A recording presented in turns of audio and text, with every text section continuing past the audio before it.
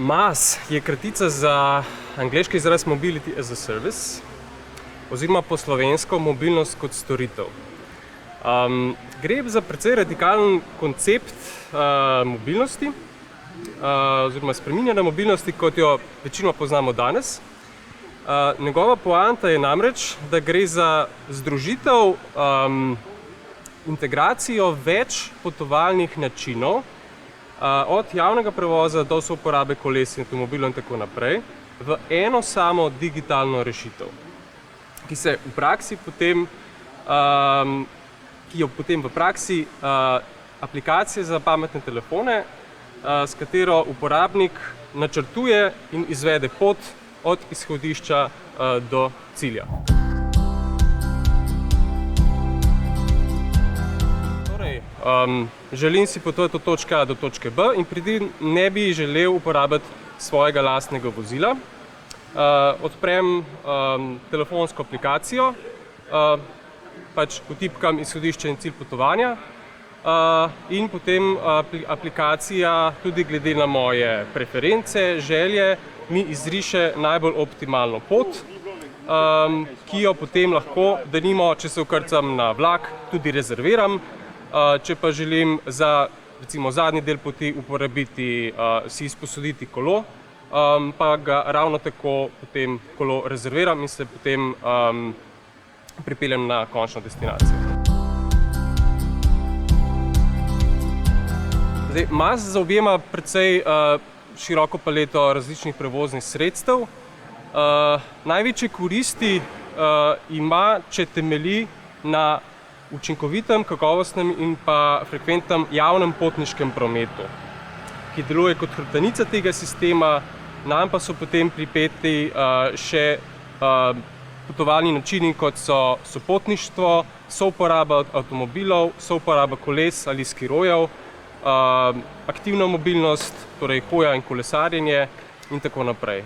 Torej, MaaS, kolikor dobro funkcionira, ponuja zelo dobro alternativo uporabi lastnega avtomobila in s tem prispeva med drugim tudi k zmanjšanju toplogrednih plinov.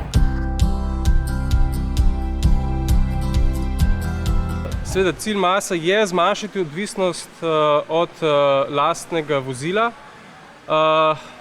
prek tega, da uporabniku poenostavi potovanje z alternativnimi prevoznimi načini, ki trenutno, recimo z vidika načrtovanja poti, kar precejšen zalogaj, ker so informacije o teh potovalnih načinih, o možnostih potovanja precej razpršene. MaaS pa se tu združuje in jih pač ponudi na enem mestu. In ravno tako velja za plačilo. Če je ta MaaS, recimo, iz zgolj ponujanja informacij razširjen tudi na rezervacijo in pa plačilo tega potovanja. Uporabnik namreč, tudi če gre za pot z več različnih etap, namreč plača, izvede eno transakcijo enemu ponudniku, namesto da bi plačal vsako pot posebej.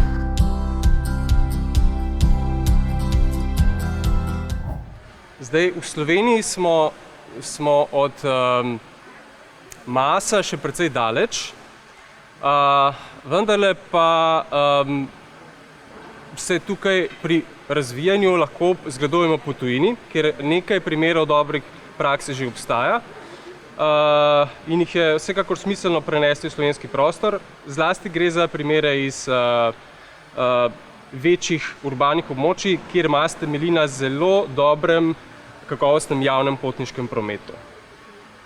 In vkolikor bi tak sistem zaživel v Sloveniji ali pa recimo v Ljubljani, ki zaradi števila in pa gostote prebivalstva, bi rekel, ponuja najboljše pogoje za njegov razvoj, potem bi recimo uporabnik lahko potoval za vsakodnevne namene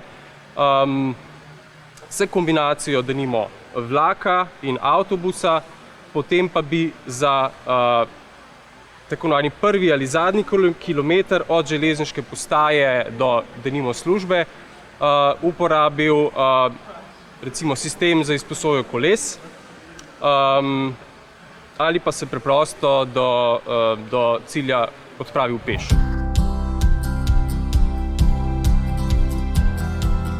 Do Marsa v Sloveniji se bojim, da je še kar dolga pot. Želimo si predvsem, da bi ta temeljil na zelo močnem javnem potniškem prometu. Ta pa vemo, da je v Sloveniji precej podhranjen, neučinkovit, kar se kaže tudi v njegovi šibki uporabi. Druga ovira je razmeroma šibko sodelovanje med deležniki. Nenazadnje pa imamo v Sloveniji še eno oviro in to je razmeroma razpršena poselitev. Mas namreč najbolj optimalno deluje v večjih in bolj gosto poseljenih urbanih območjih.